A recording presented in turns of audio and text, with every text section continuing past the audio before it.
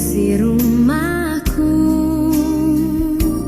akan selalu menyembahmu, Tuhan dan Rajaku, di dalam kasih karunia-Mu yang hidup saling melayani dan melayani-Mu. Bila Tuhan menjadi kepala rumah ini, maka berkat kehidupan tercurah selalu. Datanglah kerajaan-Mu, jadilah kehendak-Mu, ku alami setiap waktu. Keluargaku adalah sorgaku.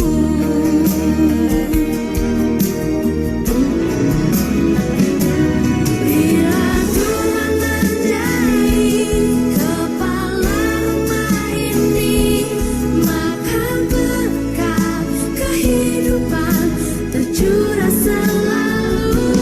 Datanglah kerajaan-Mu, jadilah kehendak-Mu, ku alami setiap waktu. Keluargaku adalah sorgaku.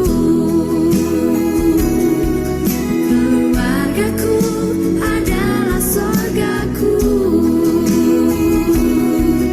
Keluargaku adalah sorgaku.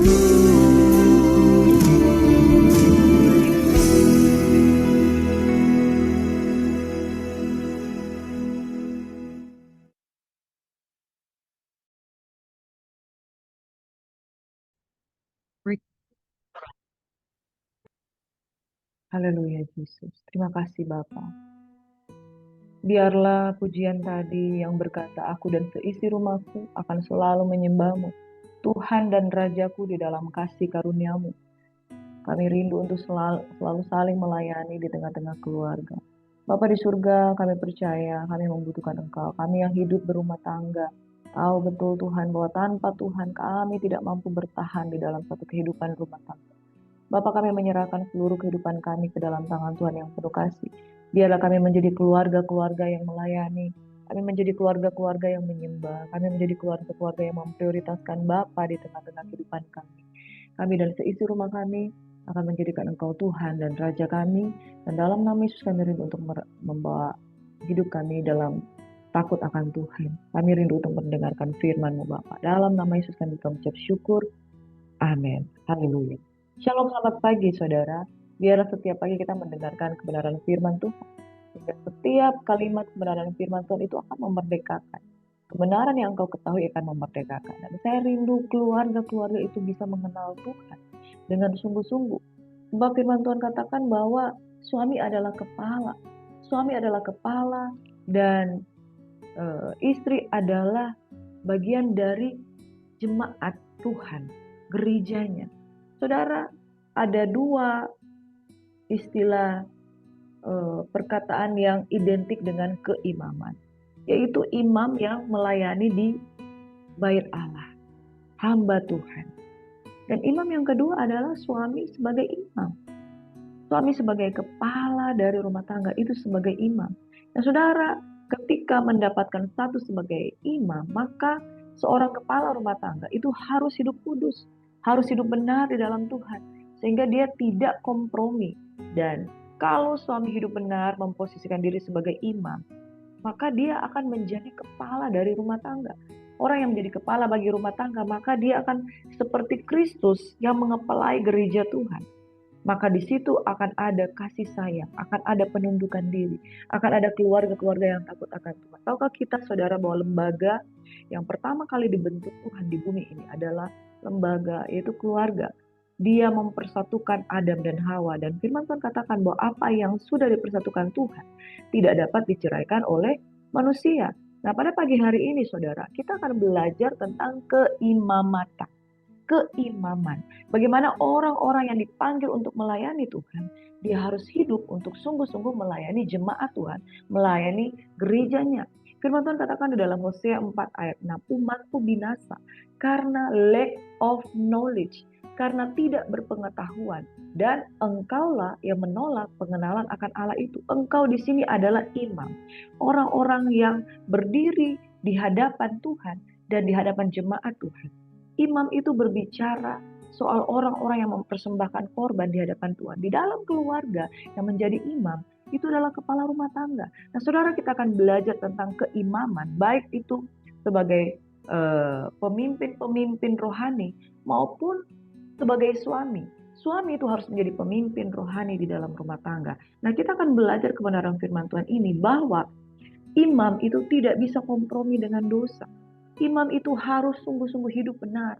Imam sebagai pemimpin rohani dan suami sebagai imam di dalam rumah tangga.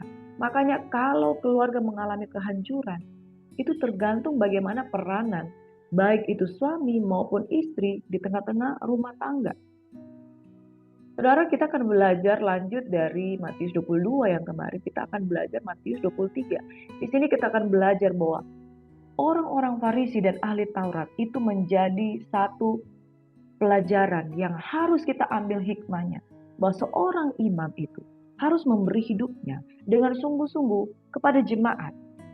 Demikianlah saya mau katakan juga, seorang suami di dalam rumah tangga harus sungguh-sungguh memberi hidupnya bagi keluarganya, berperan sebagai seorang imam, maka seluruh keluarganya akan menyembah Tuhan.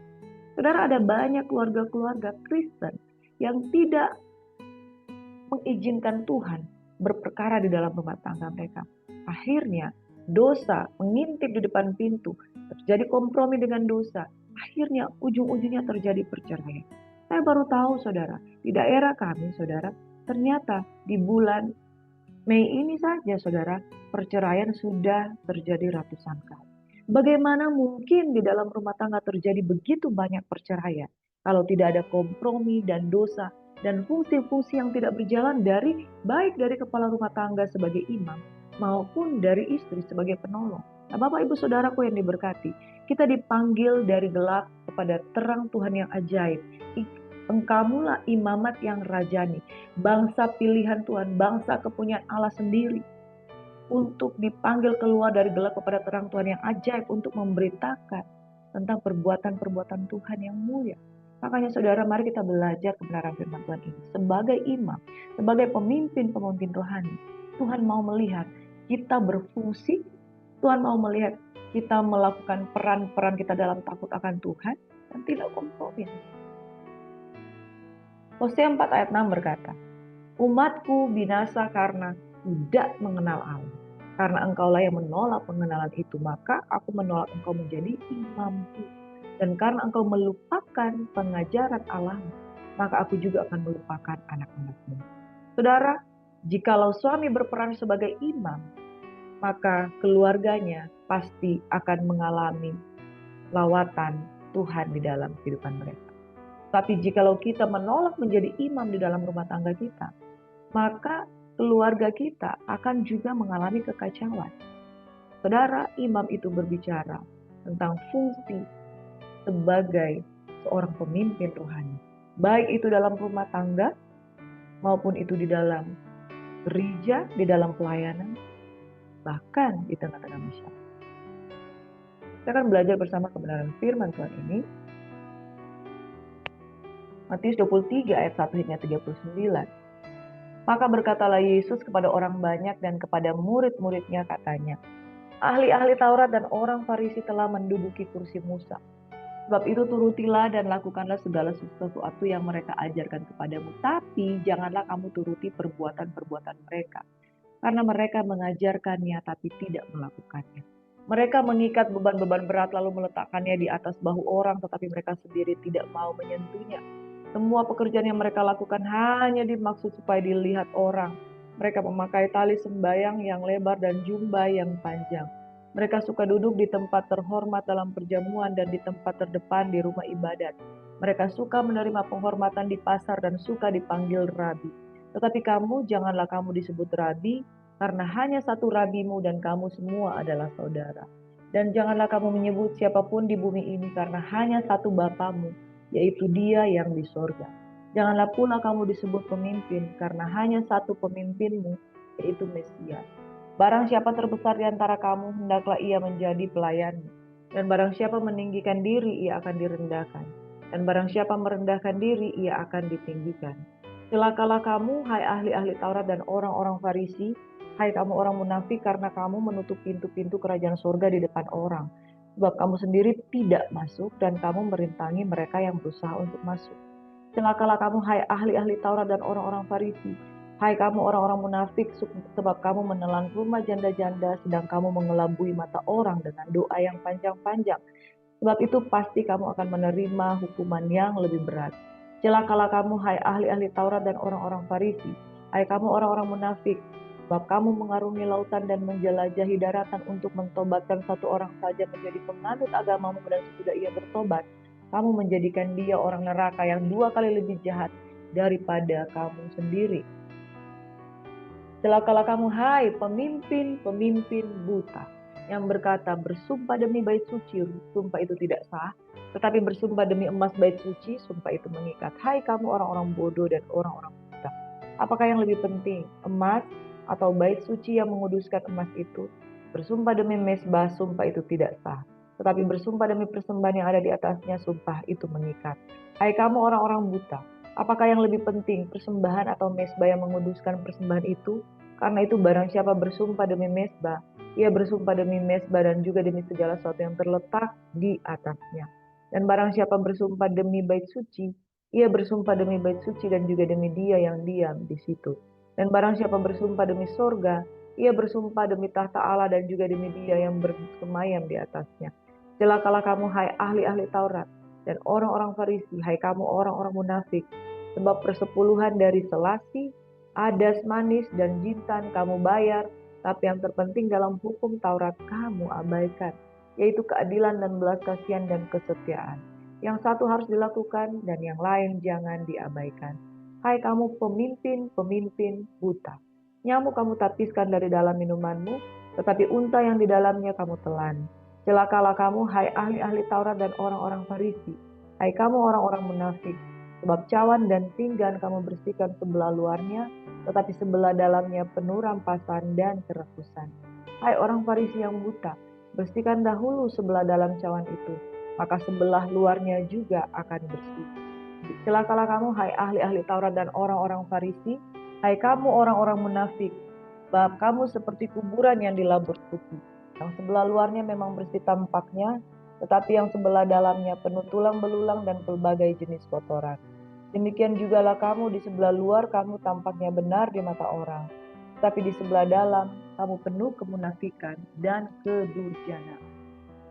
Celakalah kamu, hai ahli-ahli Taurat dan orang-orang Farisi, hai kamu orang-orang munafik, sebab kamu membangun makam nabi-nabi dan memperindah tubuh orang-orang saleh dan berkata, jika kamu hidup di zaman nenek moyang kita, tentulah kamu tidak ikut dengan mereka dalam pembunuhan nabi-nabi itu. Tapi dengan demikian bersama bersaksi terhadap diri kamu sendiri bahwa kamu adalah keturunan pembunuh nabi-nabi itu. Jadi penuhilah juga takaran nenek moyangmu. Hai kamu ular-ular, hai kamu keturunan ular beludak. Bagaimanakah mungkin kamu dapat meluputkan diri dari hukuman neraka? Sebab itu lihatlah aku mengutus kepadamu nabi-nabi, orang-orang bijaksana, dan ahli-ahli Taurat. Separuh di antara mereka akan kamu bunuh dan kamu salibkan. Yang lain akan kamu sesah di rumah-rumah ibadatmu dan kamu aniaya dari kota ke kota, supaya kamu menanggung akibat penumpahan darah orang yang tidak bersalah, mulai dari Habel, orang benar itu, sampai kepada Zakaria anak Berehya, yang kamu bunuh di antara tempat kudus dan mezbah. Aku berkata kepadamu, sesungguhnya semuanya ini akan ditanggung angkatan ini. Yerusalem, Yerusalem, engkau yang membunuh nabi-nabi dan melempari dengan batu orang-orang yang diutus kepadamu. Berkali-kali aku rindu mengumpulkan anak-anakmu, sama seperti induk ayam mengumpulkan anak-anaknya di bawah sayapnya, tetapi kamu tidak mau. Lihatlah, rumah ini akan ditinggalkan dan menjadi sunyi. Dan aku berkata kepadamu, mulai sekarang kamu tidak akan melihat aku lagi, sehingga kamu berkata, diberkatilah dia yang datang dalam nama Tuhan. Saudara yang diberkati, firman Tuhan dari Matius 23 ini jelas bahwa di sini ada para imam, di sini ada para ahli Farisi, ahli Taurat, orang-orang Farisi. Di sini ada para imam, tetapi Tuhan mencela mereka karena mereka tidak berfungsi sebagaimana seharusnya. Saudaraku yang diberkati, ayat 3, sebab itu turutilah dan lakukan segala sesuatu yang mereka ajarkan kepadamu, tapi janganlah kamu turuti perbuatan mereka karena mereka mengajarkan tapi tidak melakukan. Saudara, yang pertama kita belajar di sini bahwa seorang imam itu harus berfungsi. Tidak hanya sekedar mengajarkan apa yang baik, tapi dia harus berfungsi, berperan, dan jadi teladan, jadi role model. Seorang pemimpin rohani, siapa yang mau disebut jadi pemimpin rohani, dia harus menunjukkan satu sikap yang dia betul-betul melakukan kebenaran firman Tuhan itu. Jadi tidak berdusta, tidak lip service. Kita tidak hanya sekedar mengajar, tapi tidak melakukan.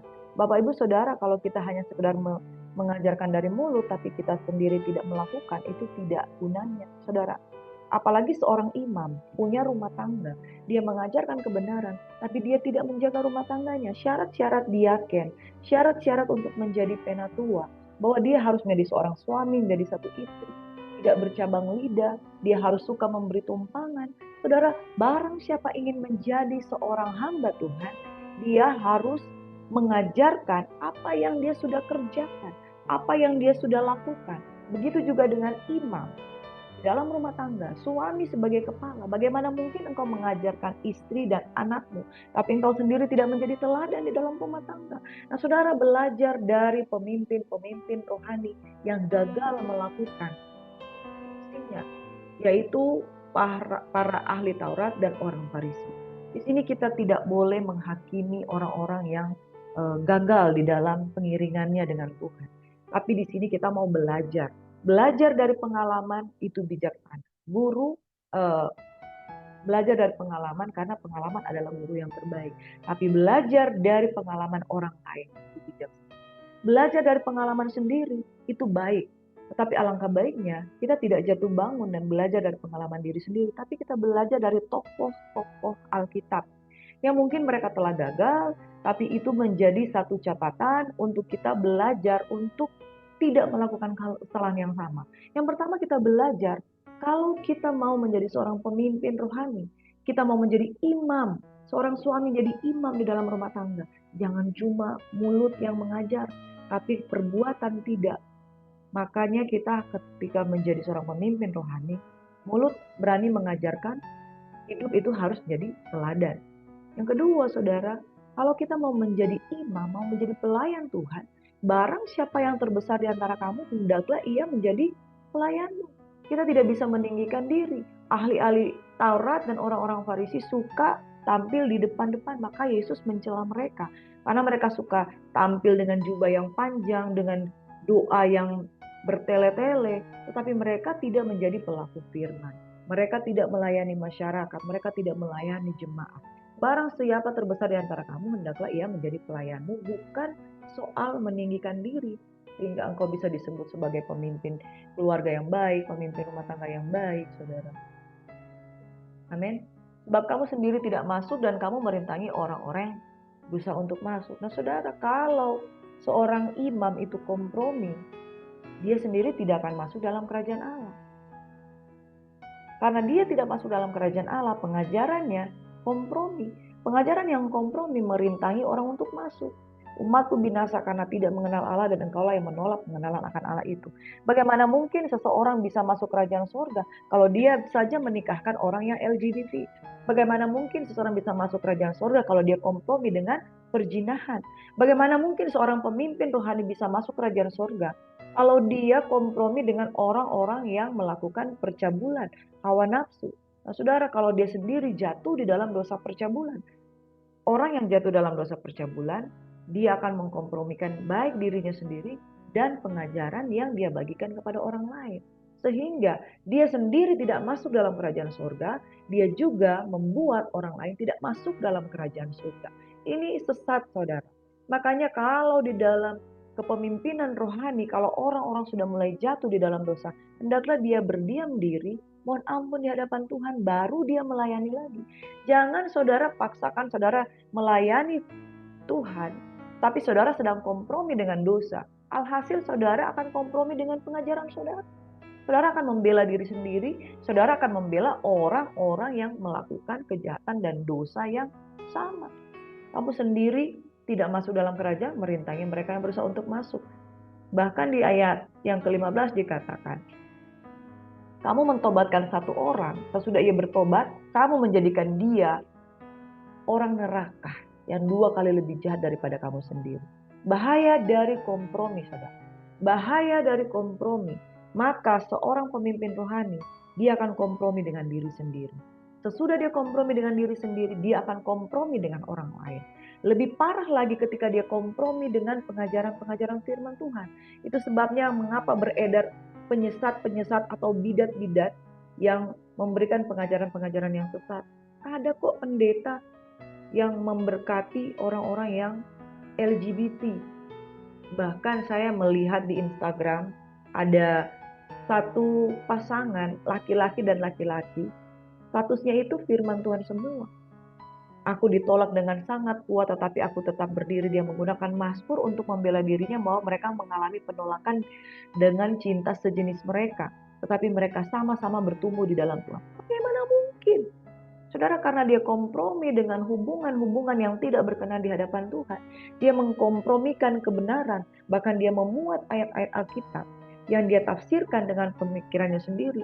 Kemudian hubungan sesama jenis ini seolah-olah dilegalkan. Saudara, Bapak, Ibu, Saudara, Tuhan mengasihi orang yang baik dia. Tuhan menerbitkan matahari bagi orang baik, Tuhan menerbitkan matahari bagi orang yang jahat, Tuhan menerbitkan matahari bagi orang yang berdosa dan yang orang yang tidak jatuh dalam dosa. Dan semuanya itu Tuhan mau kita kembali ke jalan yang benar. Saya punya banyak juga teman-teman yang jatuh di dalam LGBT ini ya. Saya punya bisnis bridal, kita tahu ya kalau kita bisnis bridal itu berhubungan dengan seperti apa. Kita mengasihi tubuhnya, kita mengasihi jiwanya, kita mengasihi rohnya, tapi kasih yang benar itu mengajarkan kebenaran. Saya selalu bilang, kapan kamu bertobat? Itu kok kamu pacaran dengan sesama jenis. Nah, saudara, kita di dalam bisnis bridal ini kita ketemu dengan orang-orang yang seperti itu. Nah, saudara, kita tidak bisa mengkompromikan sesuatu yang menurut firman Tuhan. Pemburi tidak akan masuk dalam kerajaan surga. Tapi kalau seseorang kompromi, maka kita mentobatkan satu orang. Dan pengajaran yang salah akan membuat orang lain 2 kali lebih jahat dari sebelumnya. Makanya saudara, pengajaran itu harus murni. Pengajaran itu harus benar. Dan orang tua harus berperilaku benar. Bagaimana mungkin dia bisa mengajar anaknya kalau dia sendiri kompromi. Nah, saudara yang diberkati, jangan bersumpah demi sesuatu yang firman Tuhan katakan, jangan bersumpah demi langit dan bumi. Saudara, tapi lakukan apa yang benar. Mengenai kasih, yang satu harus dilakukan dan yang lain jangan diabaikan. Ada selasi, ya, perpuluhan, dari selasi ada manis dan jintan kamu bayar, tapi yang penting kamu abaikan, yaitu keadilan dan belas kasihan. Yang penting di sini saudara, hai orang Farisi yang buta, bersihkan dahulu sebelah dalam cawan itu, maka sebelah luarnya juga akan bersih. Tuhan mencari hati. Mulai sekarang kamu tidak akan melihat lagi hingga kamu berkata, diberkatilah dia yang datang dalam. Saudara, jangan kompromi dengan dosa. Amin. Kompromi dengan dosa membawa pada kebinasaan. Apalagi kalau pemimpin-pemimpin rohani kompromi dengan dosa. Ketika engkau kompromi dengan dosa, engkau akan kompromikan dirimu sendiri dalam hal dosa. Engkau akan kompromikan orang lain dalam hal dosa. Dan engkau akan kompromi dengan pengajaran. Dan itu sangat berbahaya. Dosa, sebab beginilah firman Tuhan. Dalam Kejadian 4 ayat 7, dosa sudah mengintip di depan pintu. Ia sangat menggoda engkau, tapi engkau harus berkuasa atasnya. Pemimpin-pemimpin rohani, jangan jatuh dalam dosa ya. Umatku binasa karena tidak mengenal Allah. Dan engkaulah yang menolak pengenalan akan Allah itu. Ketika saudara kompromi, maka pengajaranmu juga akan kompromi. Saudara, dari firman Tuhan di Matius 23, kita belajar dari pengalaman orang lain ya. Belajar dari pengalaman diri sendiri itu baik. Jangan sampai kita jatuh bangun dalam dosa.